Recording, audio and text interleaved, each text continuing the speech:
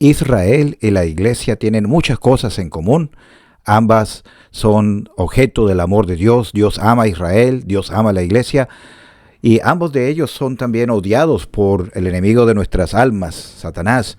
Él odia a Israel, odia a la iglesia y siempre ha querido destruirlos, pero por supuesto nunca lo ha logrado ni lo logrará. Pero aunque tienen cosas en común, son muy diferentes.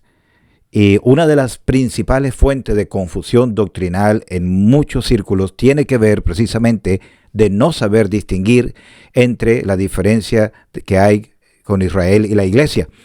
Algunas personas piensan que la iglesia es una extensión de Israel y por lo tanto las cosas que se dicen en el Antiguo Testamento sobre Israel aplican a la iglesia hoy en día.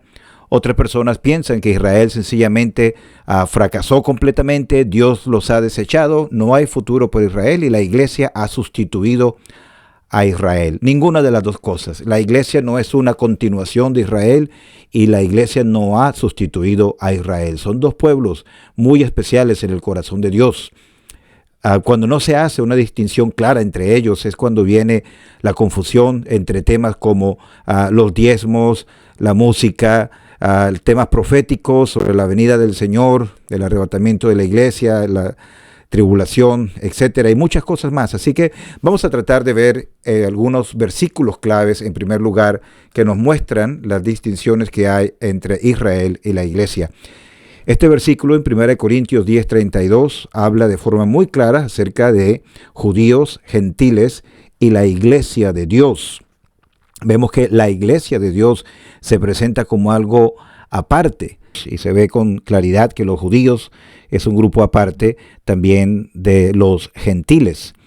Vamos a ver después más adelante, especialmente en Efesios capítulo 2, que Dios de judíos y gentiles que creen en Cristo hace un pueblo totalmente aparte, que esa es la iglesia. Pero este versículo por lo menos nos ayuda a ver que hay una distinción entre lo que es la iglesia de Dios y lo que no es la iglesia de Dios en el tiempo presente, y vemos también que hay una distinción entre lo que son los judíos y los gentiles.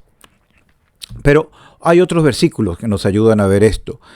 Juan capítulo 1, versículo 11 y 12 habla con mucha claridad del Señor Jesucristo, quien vino a lo suyo, que era lo suyo, Israel.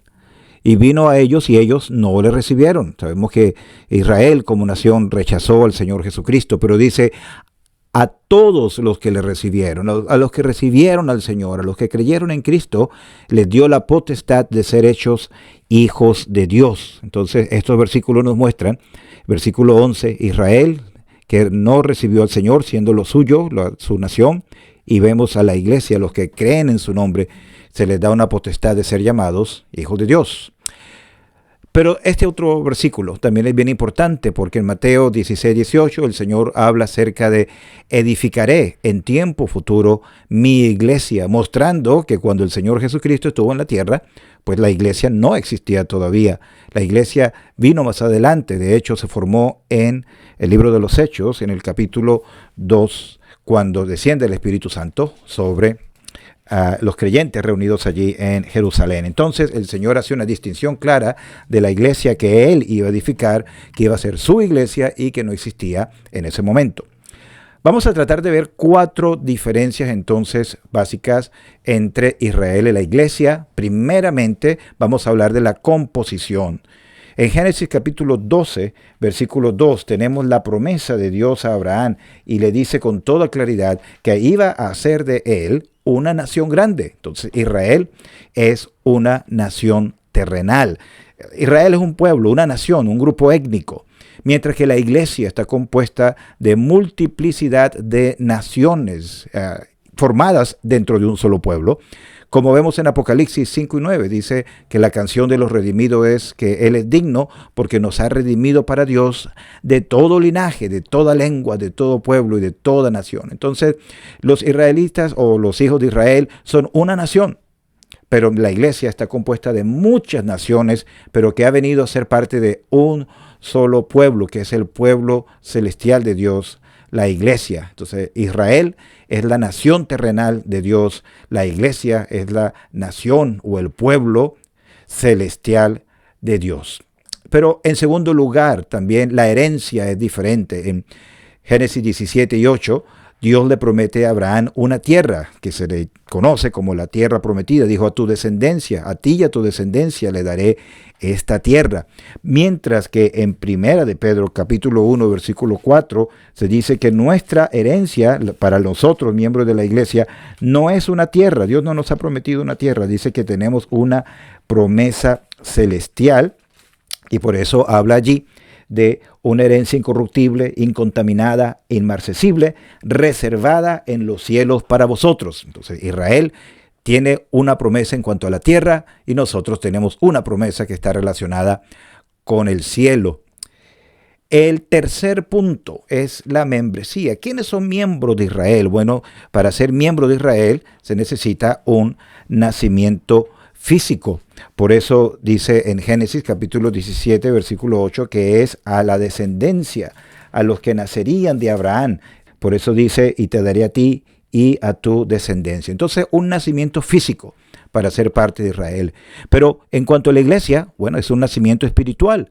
Por eso Juan capítulo 3, versículo 7 dice: no te maravilles de que te dije, os es necesario nacer de nuevo. Y más adelante el Señor también le dice a Nicodemo acerca de nacer del agua, que es la palabra de Dios, de acuerdo a la palabra de Dios, y del Espíritu. Entonces, no es un nacimiento físico, que uno nació, y nadie nace creyente, nadie nace como miembro de la iglesia.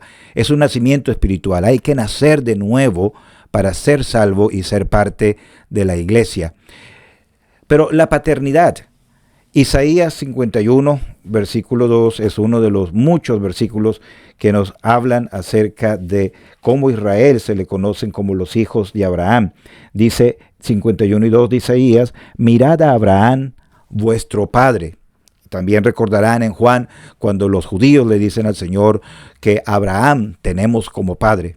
Mientras que Juan capítulo 1 versículo 12, que citamos ya hace un momento, dice que a los que creen en su nombre se les dio potestad de ser hechos hijos de Dios. Noten algo muy importante. Nunca en el Antiguo Testamento tenemos a un miembro de la nación de Israel llamando a Dios Padre. Ellos nunca dijeron: Dios es nuestro Padre. Para ellos su padre era Abraham.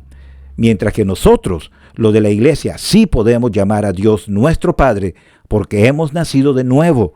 Como dice Primera de Juan también 3 y 1, mirad cuál amor nos ha dado el Padre de que seamos hechos, llamados hijos de Dios. Entonces, estos 4 puntos son solamente algunos de los que nos pueden ayudar a ver la tremenda diferencia entre ellos. Este versículo al final también creo que es muy apropiado. Aquí hay 2 versículos resumidos.